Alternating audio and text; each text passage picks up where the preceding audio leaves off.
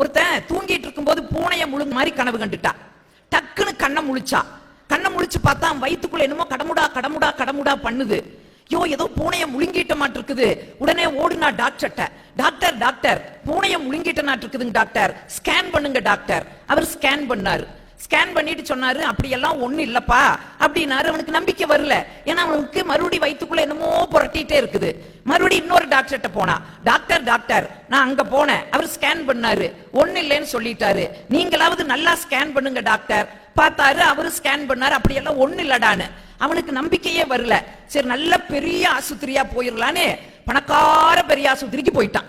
போய் அங்க சொன்னா நாங்க 2 டாக்டர்கிட்ட பார்த்தா 2 பேரும் இல்லைன்ட்டாங்க. டாக்டர் நீங்களாவது கொஞ்சம் நல்லா பரிசோதனை பண்ணுங்க. அவரு அதே மாதிரி ஸ்கேன் பண்ணாரு, ஒண்ணு இல்ல. ஆனா அவர் கொஞ்சம் யோசிச்சாரு. என்ன பண்ணாரு, அந்த ஸ்கேன்ல ஒரு பூனைய அவரே வரைஞ்சாரு. வரைஞ்சிட்டு டே பூனை இருக்குதுடா வா அடுத்த வாரம் எடுத்து விட்டுறேன்னாரு. இவனுக்கு இப்ப சந்தேகம் வந்தது. டாக்டர் எங்க ஊர்ல 2 டாக்டர் ஸ்கேன் பண்ணாங்க, ஒண்ணு இல்லைன்னு சொன்னாங்க, அங்க எப்படி உங்களுக்கு பூனை சிக்குச்சு?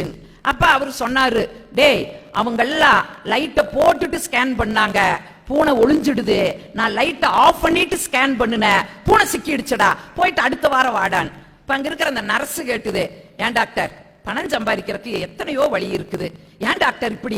அவர் சொன்னாரம்மா இது பணம் சம்பாதிக்கிறதுக்கு இல்லம்மா, அவன் மனசுக்குள்ள போட்டு அழுத்தி அழுத்தி வச்சிருக்கிறா, முதல்ல அந்த எண்ணத்திலிருந்து அவனை வெளியில கொண்டு வரணும், அதனால நீ ஒண்ணு பண்ணு, ஒரு பூனைய பிடிச்சு அடுத்த வாரம் ரெடியா வச்சிருன்னு. அந்த அம்மா அதே மாதிரி பூனைய பிடிச்சு ரெடியா வச்சிடுது. அடுத்த வாரம் இவன் வந்தான்.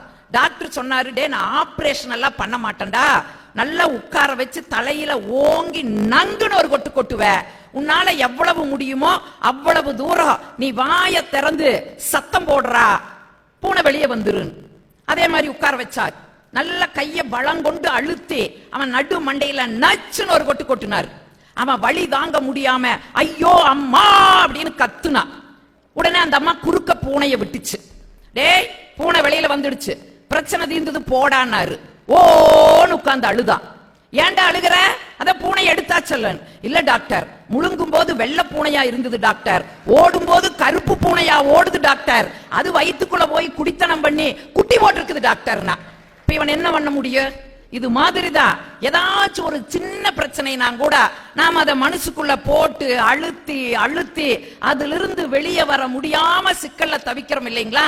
அதனாலதான் எவ்வளவு தூரம் நம்முடைய மனசை லகுவா வச்சுக்க முடியுமோ அவ்வளவு தூரம் நம்ம மனசை எளிமையா மகிழ்ச்சியா வச்சா எல்லாத்துலயும் நம்ம ஜெயிக்க முடியும்.